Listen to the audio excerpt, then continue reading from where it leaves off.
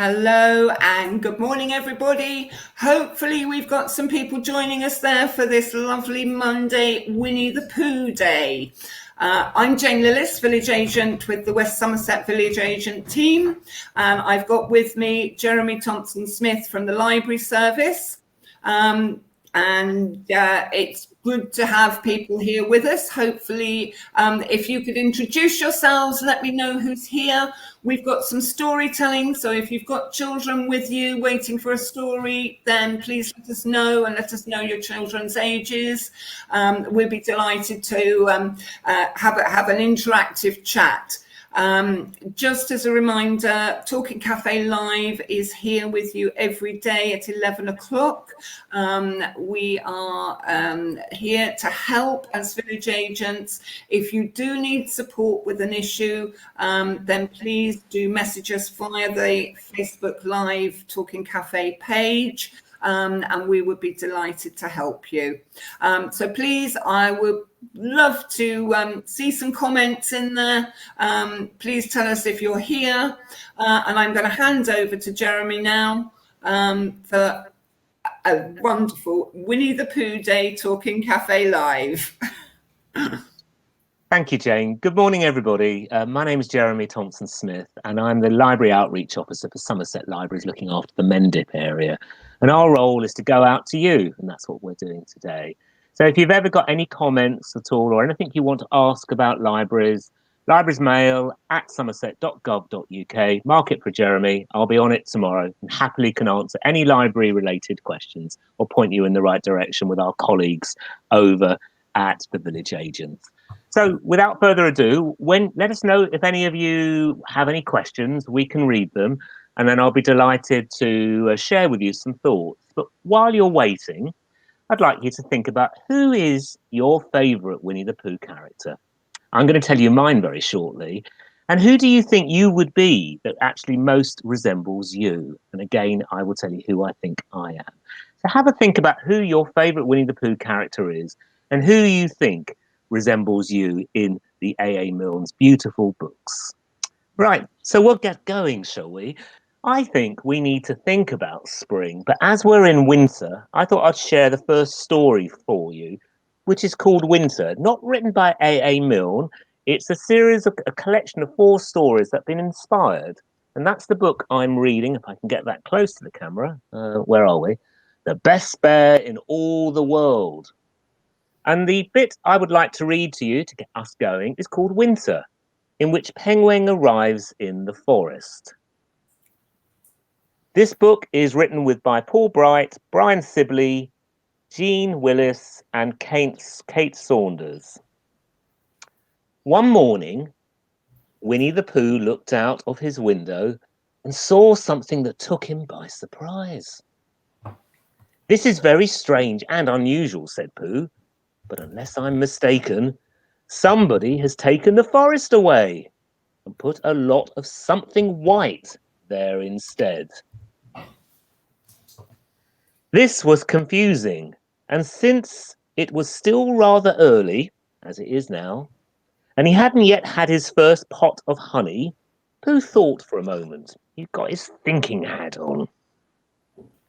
"No, that can't be it, because it would be really most unlikely." And then added, "So what must have happened is somebody has taken my house and put it somewhere else altogether, which is very white." And then, as there were all still bits of Pooh's brain that was feeling very sleepy still, he decided that he'd better have another look. "Ah," he said. "I understand," said Pooh very slowly. "It's been snowing." "Yes, that's it," he went on, "like a time when Piglet and I nearly caught a woozle. Or was it a whizzle that nearly caught us? Well, anyway, that explains everything." Now, mentioning Piglet made Pooh think of something else.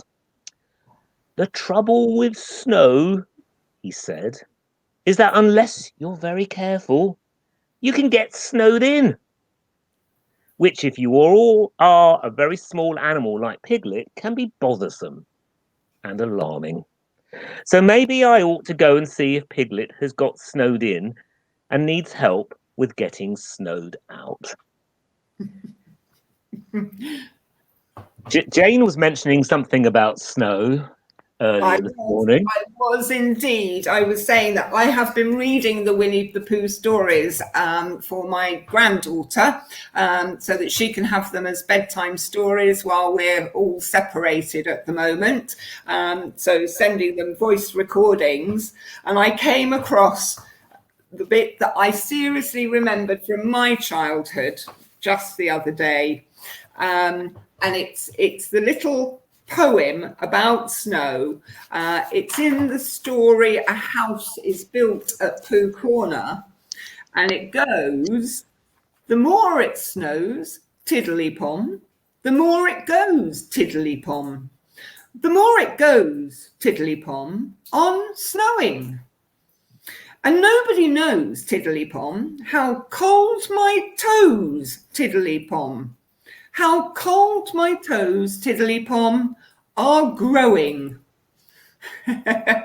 Such a lovely, simple little poem that always will put a smile on the face. Just to say, we've got Lauren with us. Thank you, Lauren. I'm not sure if you caught the very beginning of our session, but Jeremy was saying for people who are joining us to think about which Winnie the Pooh character they might be. Was that right, Jeremy? That's right. It could be your favourite Winnie the Pooh character, or who you think is the best Winnie the Pooh character that most resembles you. Ah, yeah. Lauren's saying the Sneasels is her favourite of the poems. Yes, I know some great poems in A.A. Milne's books as well. If anybody else is with us, please do pop something in the comments so that we know that you're there. If you've got children with you, please let us know. Let us know their ages as well. I think Jeremy's got a few fun things lined up, including a quiz, I believe. So I'll hand back to Jeremy. Great. Well, thank you. I thought I'd share with you my favourite Winnie the Pooh character. And I will just invite Lauren and also Jane to think of theirs as well. And we can to talk about that. Now, so I'll tell you a little bit about my favourite character. As much as I love Winnie the Pooh and I really like Christopher Robin, when I was growing up, I loved to go to Buckingham Palace with my mum to watch the changing of the guard. And I imagined I was Christopher Robin. So my character that I think most resembles me is, good morning, Tracy, is Piglet. That's who I think I might be. Now, why is that? Well, let me tell you about Piglet. Piglet is the brave one. He can be probably described as Pooh's best friend. And who wouldn't want to be the best friend of Winnie the Pooh? He certainly can be described as Piglet. He appears in almost all of the Winnie the Pooh books, actually. Piglet is on the smaller side, and that's where we have similarities. Myself and Piglet, we are of a similar size.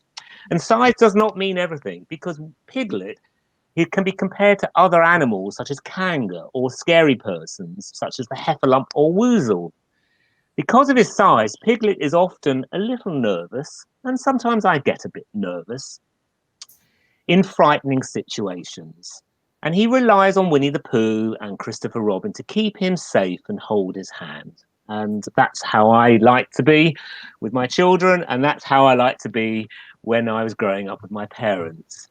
Despite Piglet's nervousness and anxiety, Piglet is brave.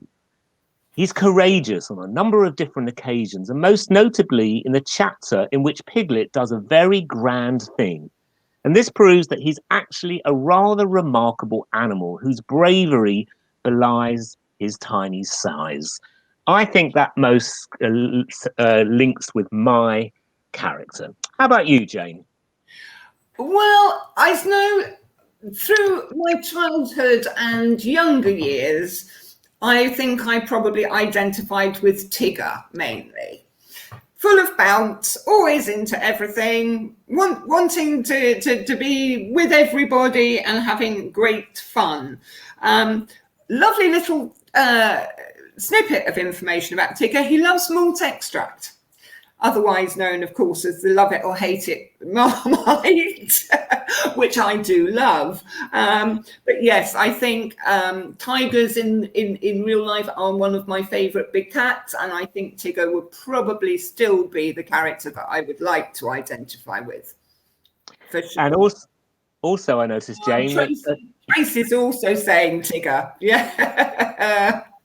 So I've got here that Tigger is a tiger, and a very bouncy one at that. I like to bounce. In fact, I like bouncing down the street as well as still jumping in puddles. So that's why I'm a piglet, because I'm brave in big puddles. But Tigger is very bouncy. He does not appear in the first Winnie the Pooh book, only in the second. And Tigger is met with some suspicion by other animals when he appears, partly due to his newness in the book, and partly due to his bounciness. He's very bouncy.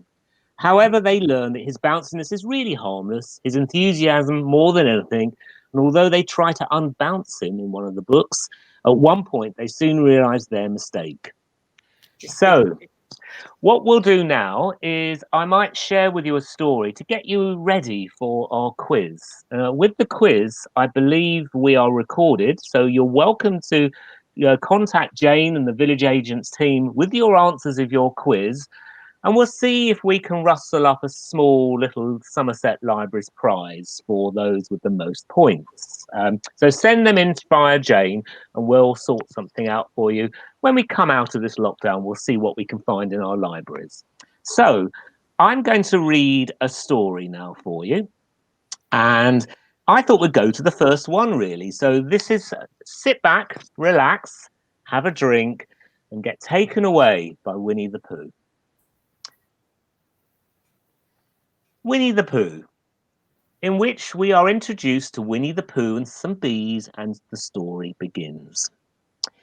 It is an unfortunate beginning for one of our favourite fuzzy heroes, Winnie the Pooh, because he's bumping down the stairs, upside down, tugged along by Christopher Robin.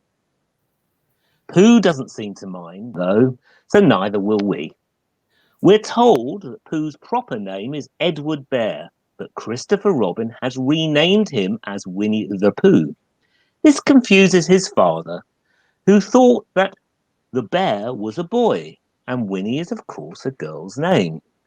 But Christopher Robin says, don't you know what the means? So we shall presume that the means something along the lines of, this sounds a bit like a girl's name, but it isn't. And there we are. Christopher Robin would like his father to tell Winnie the Pooh a story.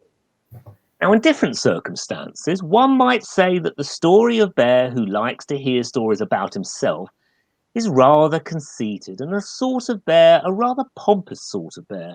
But of course, in these sort of circumstances, as we would possibly say a thing, indeed a later part of this particular chapter proves us right not to, because Christopher Robin explains that Pooh Bear doesn't remember things very well.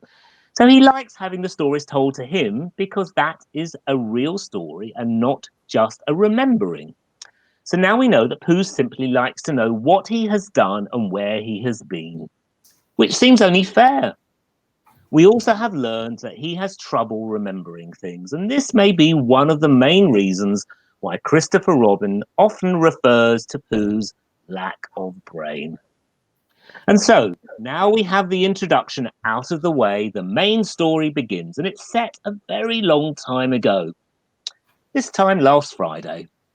Pooh is living in a forest under a signpost labelled Mr. Sanders, and we're not sure why. And the text goes on to explain why either, so we would guess that the sign has fallen off of someone's postbox. Perhaps someone called Mr. Sanders. And Pooh has chosen to use it so that he can tell the difference between his tree and all the other trees. On this particular day, Pooh is having a little wander around the forest, where he hears a buzzing noise coming from a tree. I wonder what that could be. Now, Pooh is sometimes criticised for being a bear of very little brain, but he immediately acts as a type of deducing that buzzing means bees, and bees means something. I don't quite know what it is, and bees are, of course, fond of something as well. Now, inside here, we can find out what Pooh is fond of. I'm going to open it up. Oh, what have I got?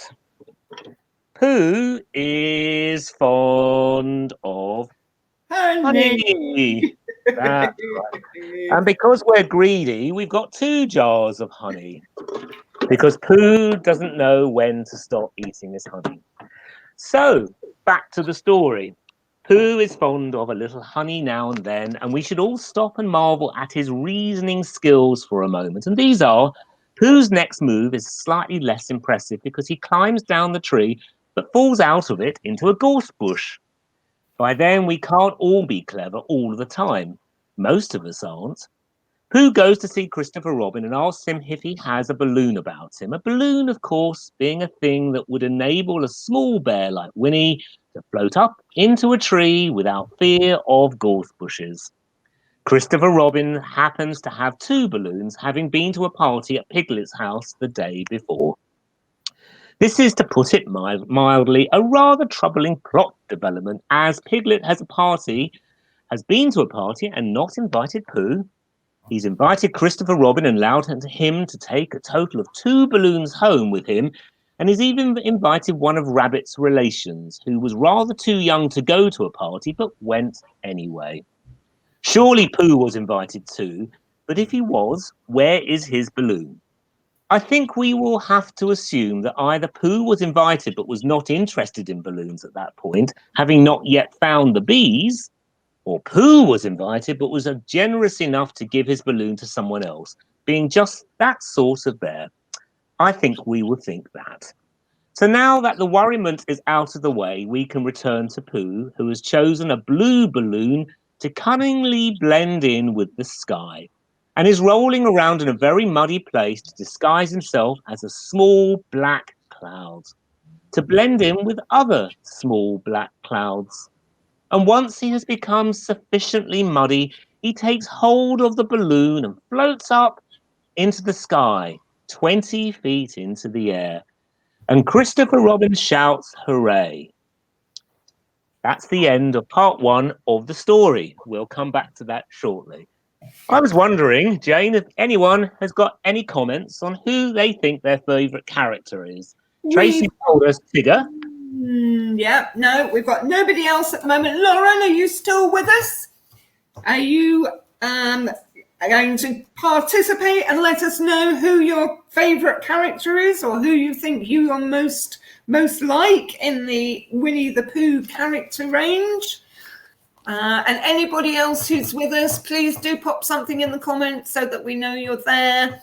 As I've mentioned earlier, if you've got children listening as well, please let us know. Let us know ages and if they've got a favourite Winnie the Pooh character as well. I'm chuckling away at the moment at Jeremy's first part of that story about Winnie the Pooh, the balloon and the bees, because it was the first one I did. As you say, it's the first one in Winnie the Pooh, the book. So it was the first one I read to my granddaughter. And the smile when you think of Winnie the Pooh rolling in a puddle of mud to make himself look like a small black cloud. It's just the inventiveness of it actually is very clever. I like the idea, Jane, of being able to find the honey, because I you know, when you put a nice bit on bread, a bit of bread, a little bit of butter and some honey, you just want to put more in. And I have that Winnie the Pooh thought that actually put the knife down, just put your hand straight in the pot and take the whole honey out and just put it into your mouth. And at that moment, I want to be Winnie the Pooh. Right, Lauren's come back. Eeyore's her favourite character. I think what we'll do, Jane, is we'll start some of the quiz. Okay. And then we'll come back to the second part of the first book story. So we'll get going today. So the first question, this is the most difficult question you're ever going to be asked. When is Winnie the Pooh Day? Question 1. When is Winnie the Pooh Day? Does anyone know? Question 1. When is Winnie the Pooh? We won't tell you the answers just yet, but if we get any coming... Oh, talking... Hi, Kat. Hello, Kat. Yeah, Kat's joined us, and Kat's another Tigger. So we're quite Tigger heavy on characters today. Well, I think it's very good to be bouncy on a Monday morning, on a grey day. So well done, everyone. So the second question is, who is Winnie the Pooh's best friend? Who is Winnie the Pooh's best friend?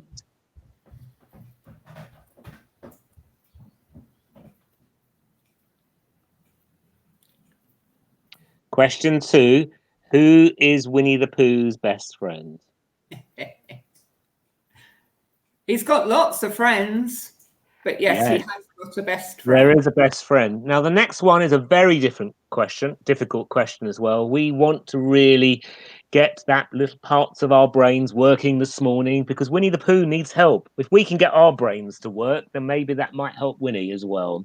Mine's not quite awake yet, I must confess. So, this is difficult. What is Winnie the Pooh's favourite food? What is Winnie the Pooh's favourite food? That's question 3.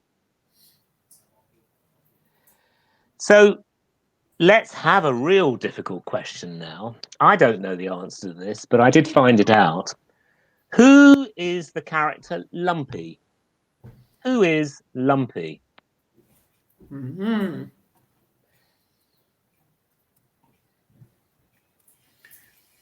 Right, and the last question in this first group is, which character of all the Winnie the Pooh characters is wise?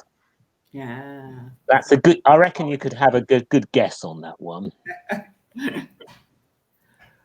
Right. We'll go back to the second part of the story and then we'll go back to the quiz, shall we? Here we go then. Right, here we go then.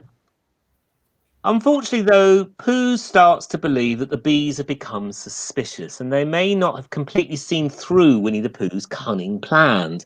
Enough seeds of doubt have been sown to cause a bother. And so Pooh asks Christopher Robin to fetch an umbrella and walk around complaining about the rain, thereby adding an extra dimension to the small black cloud, muddy bear on a balloon in the sky idea, and make the whole scenario rather more believable for skeptical bees. A final touch is added when Pooh starts singing the Cloud song. We can all hear that going in our heads. What a lovely song. Because he realised that singing cloud is more realistic than a silent cloud. Unfortunately, despite this carefully enacted plan, the bees are still suspicious, and getting more so, in fact. One even lands on Winnie the Pooh's nose, causing him to ow. Faced with his onslaught, Pooh decides that these are in fact the wrong sort of bees, who will clearly make the wrong sort of honey, perhaps the blue kind or the kind that tastes like Jane's favourite food, Marmite. He needs to come down from his great height, but there is an obvious problem. If he lets go of the balloon, he will plummet to the ground, probably into the gorse bush. So Pooh says that Christopher Robin should shoot the balloon with his toy gun, and the balloon will then slowly deflate, and Pooh will drift gradually to the ground. Thus persuaded, Christopher Robin aims very carefully at the balloon and fires. Ow, says Pooh. Christopher Robin asked if he missed. You didn't exactly miss, said Pooh, but you missed the balloon. So Christopher Robin tries again, and this time hits the balloon, and Pooh floats slowly down to the ground.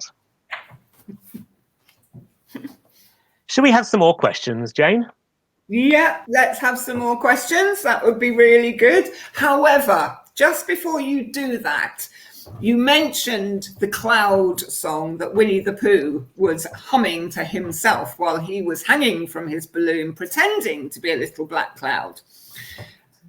And it goes, how sweet to be a cloud floating in the blue. Every little cloud always sings aloud. How sweet to be a cloud floating in the blue. It makes me very proud to be a little cloud. That's lovely. I like making shapes out of clouds, Jane. I still do this. I still do this with my grown-up kids. And we look at clouds and we say, what does that remind you of? And then my favourite shape of a cloud is not a black cloud, although little ones are lovely, is ones that look like lambs or sheep. I like sheep clouds from the sky. I will agree with that. I spent hours sitting on a swing in the garden looking at evening clouds, but it would, as you say, it would be the white fluffy ones that you would see more shapes in. Especially great at night when you get the sunset and you can imagine a cloud looking like a dragon with the fire coming out from the sun rays. Who's ready for a quiz? We'll do 4 more questions, maybe 5, and then we'll go back to part 3 of the story. What kind of animal is Roo? What kind of animal is Roo? I think, Jane, that's an easy one. I think that should be an easy one. Yeah. Let's have another easy one, shall we? Who calls Pooh a silly old bear? Who calls Pooh a silly old bear?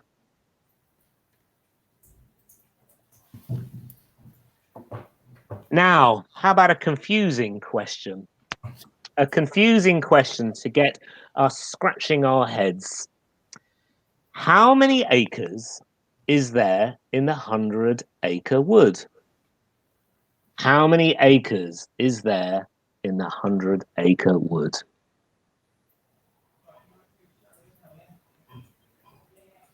Now, is there really a 100-acre wood? Question 9. What is the real name of the forest that the 100-acre wood is based on? And I wonder if anyone has actually been there. There is a real forest. I was talking to my university son, who's at university not too far from this forest, and he said he likes going there on his holidays, in his holidays. Yes. Well, I used to live not very far from there, and we'd go there probably nearly every weekend. So I know it very, very well. And it probably is the reason I'm such a Winnie the Pooh fan. Did you ever see some of Winnie the Pooh's skeptical bees when you were at the 100-acre wood? I can't say I've seen the skeptical bees, but I have been to the Pooh Sticks Bridge, and I've been to 1 or 2 of the other magical places that are there. Definitely. Yes. Fantastic. Right, we'll have the last question in this little slot. And I will... This is a difficult one, but it's just a way to celebrate the author, really. So, I just feel I want to give a big round of applause to the author of Winnie the Pooh. So I know everyone knows this, but as I'm a proud member of Somerset Libraries and we love authors and writers and storytellers, tell us who wrote the original Winnie the Pooh books. Who wrote the first Winnie the Pooh books? And this is a difficult one, but guessing is great. This is an easy one. When was the first book first published? Think of the day of the week, think of the month, and think of the year. When was Winnie the Pooh, the first book, first published? Right, shall we go back to part 3 of the story? And if anyone's got any questions, please let us know in the chat group. And if I don't know, because I won't, Jane will answer. I'm just going 1 second. Okay. So we're going to go back to part 3 of the story. So Christopher Robin tries again, and this time hits the balloon, and the Pooh floats slowly down, is where we left the last story. Pooh never actually manages to get any honey, and he only falls into a gorse bush, gets stung and gets shot, so things could really have been quite a lot worse, couldn't it? So I would say this is a victorious chapter for Winnie the Pooh, and that really is the end of that chapter. So I might choose a very quick story from another one, and I'm just going to them now. But before then, I thought I would read to you the character description of a woozle, because I don't know very much about woozles. And for me in libraries, as much as I love to read, I'm a slow reader, and I love hearing about what everyone else enjoys and recommending books that others have recommended to me. I love the sounds of words. So when you hear about heffalumps and woozles and bothersomes, which is a word that we've always used in the family, when we have something that doesn't go quite right, we use the word bothersomes. I love the word woozle, but don't really know much about a woozle. So this is what I found out. The woozle appears to be in the chapter in which Pooh and Piglet goes hunting and nearly catches a woozle. Jane, I'm sure, can tell me more in a moment, because it turns out that Pooh and Piglet have been tracking their own paw prints around a tree, and when they thought that they were tracking a woozle or two woozles, or even a whizzle, which is something else again. If you look at the official Winnie the Pooh map, you can see the marking where the woozle wasn't. Various woozles also appear in Pooh's dream, in the chapter in which Piglet is entirely surrounded by water. But Jane, I still don't know what a woozle is. What's your understanding of a woozle? Well, I think a woozle is something in Pooh's imagination, particularly as he can't be quite sure whether it's a whizzle or a woozle, or even perhaps a heffalump. That's great. So I'm going to find another quick story just to finish up with, and I will just read an excerpt from it. While you're looking, Jeremy, I found yet another poem that has a bit of honey and a bit of weather. And this is from Pooh's expedition to the North Pole. So it goes, sing ho for the life of a bear, sing ho for the life of a bear. I don't much mind if it rains or snows, 'cause I've got a lot of honey on my nice new nose. I don't much care if it snows or thaws, 'cause I've got a lot of honey on my nice clean paws. Sing ho for a bear, sing ho for a Pooh, and I'll have a little something in an hour or two. That's lovely.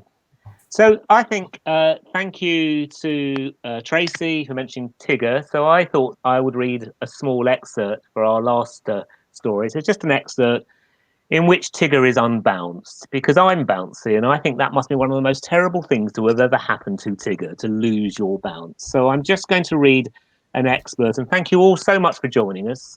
And we hope you very much enjoy today, Winnie the Pooh Day, and possibly have a little bounce and a song about clouds throughout the day as you look up to the sky. So here is about Tigger being unbounced, and I'm going to join it randomly, actually. Here we go. We can't help thinking of the chapter where the animals tried to get Kanga and Roo to leave the forest by stealing little Roo, and in the end that plan rather backfired, and the animals learnt to accept Kanga and Roo for who they are, family carrying pockets and all. Perhaps there'll be a similar lesson there about the bounciness of Tiggers. Anyway, the plan might not be quite as unkind as it sounds. The rabbit explains that Tigger won't be sad for very long, and Tiggers get over these things with astonishing rapidity, or at least that's what Owl had said when he asked of him about it. Piglet is a little worried still, but Rabbit further reassures him by saying that even Christopher Robin would think that this was a very good plan, and he would thank Piglet for carrying it out, and this persuades Piglet that this is the right thing to do. Now that they have all agreed on the plan, they need to decide where they're going to lose Tigger. Rabbit says that it's the best place would be the North Pole, because that took them ages to find, and so Tigger wouldn't be able to find his way home without their help.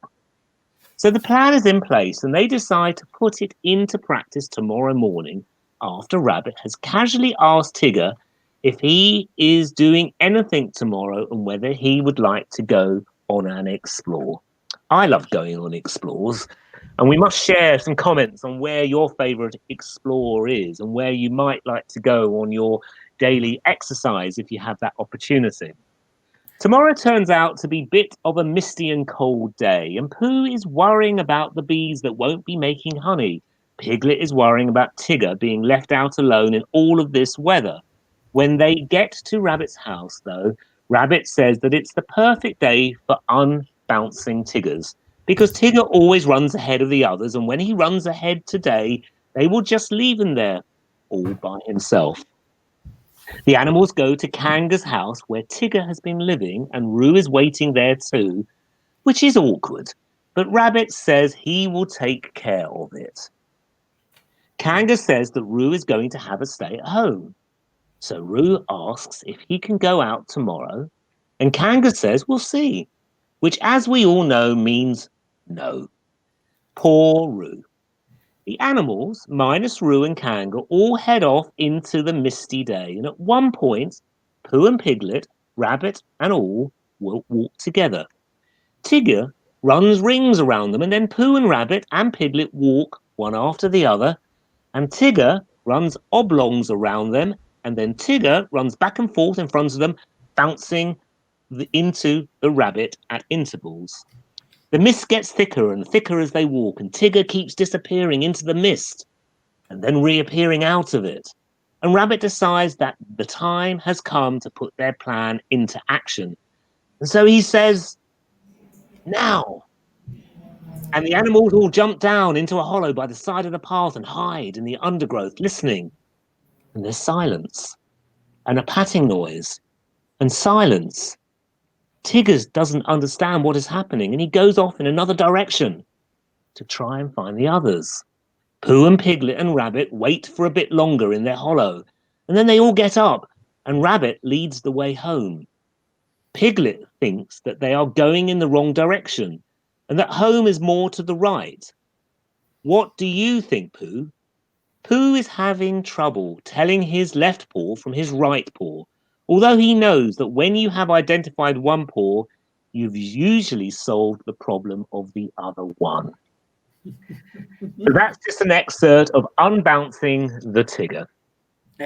And I've just been looking through my book, and I came across an illustration.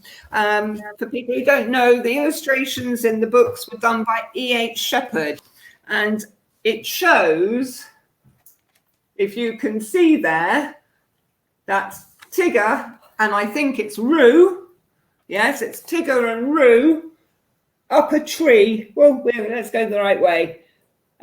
In the forest. And there's Winnie the Pooh and Piglet at the bottom, wondering what on earth they're doing up there. So I don't know if you saw, Jeremy, I'm just going to pop it up again. Lauren, bless her, said it's been the perfect talking cafe to listen to whilst working this morning. Thank you. And it's been fun to do, which has been absolutely lovely. Have you got any more questions in your quiz? I do actually. Thank you, Jane. I think we shall have a perfect dozen. So I will choose 2 more. We've done 10 so far, I believe. And I've got a copy of all the questions. So if anybody wants to hear the questions again, we can post them online. Feed your answers into us, and you never know. Somerset Libraries might rake the vaults of books and see what we can find for you. Right, let's choose 2 questions. And the first one is, where does Winnie the Pooh go to think? Where does Winnie the Pooh go to think? I think I need a bit of that place today myself. And the last one, and I remember always playing this game when I was a child. I grew up with Winnie the Pooh, and it just makes me think of my mum and dad reading me Winnie the Pooh stories. So we all get very closely attached to Winnie the Pooh, and it will never goes away, really. So the last question is me trying to play this game, which we always did. Which character of Winnie the Pooh always loses his tail? That's the last question. Which character of Winnie the Pooh always loses his tail? And that story, or the first time the tail was lost, was the story I read to my granddaughter yesterday. So I think I know the answer to that one, Jeremy.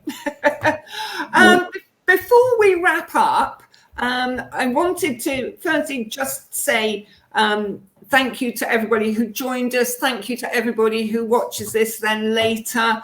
And that quiz is ongoing for the time being. And if you want to send in your answers either to the Talking Cafe messenger address and message us with your answers, or through to me, Jane Lillis, at Village Agent website, you'll get my email address, and we will collate those answers. That's fantastic.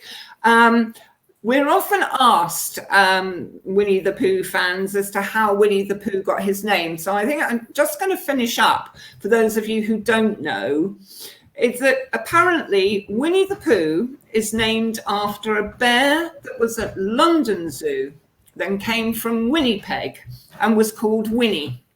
And Winnie was a female, and Jeremy started off with this, with Christopher Robin saying you can't call a bear that's male Winnie. But there was the Pooh at the end, and apparently the Pooh was after a swan that Christopher Robin used to go and feed. And so that's how Winnie the Pooh got his name. So everybody, it's been great to be with you. If anybody else is there and wants to just comment, please take this opportunity now, or Jeremy and I are going to say goodbye for now. But I'm sure we'll be back at another point in the future, maybe with some more stories and certainly more library news. Is there any library news you wanted to pass on, Jeremy, just before we finish? Yes, well, first of all, Somerset Libraries and myself, we all miss you. We want to be there for you. It's not easy times, but we are doing our best to maintain some form of library service. We currently have 4 libraries open, even in this lockdown. It's unfortunately, there's no browsing for obvious reasons, but we have Frome Library open, we have Yeovil Library open, we have Bridgewater Library open, and Taunton. We have access for the public, so if you've got any friends or family, you can book some emergency computer usage. So if you're applying for work or know of anyone struggling to get access to a computer, for a limited time period, we can book in those 4 libraries some computer time. At librariesmail.gov at somerset.gov.uk, librariesmail at somerset.gov.uk. If you've got any library-related questions, I'll be on the email tomorrow. Just mark it for my attention, Jeremy, and I'll be happy to answer any personal library questions you might have. We have a library choice system whereby you can choose from those 4 libraries any books or talking books, and we can get them ready for you or for someone to pick up. But also, most importantly, what do we have for you at home? With some help if you need it, and you can again email in, you can access online e-services such as ebooks, talking books, and even newspapers and comics. There are no Winnie the Pooh on there because I was looking for some, but you can access many of Somerset Library's digital resources. And again, if you need any help, librariesmail at somerset.gov.uk. Attention, Jeremy, I'll be happy to personally help you get online.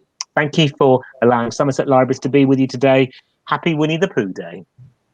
And happy Winnie the Pooh Day, tiddly pom, and have a good day. Bye, everybody.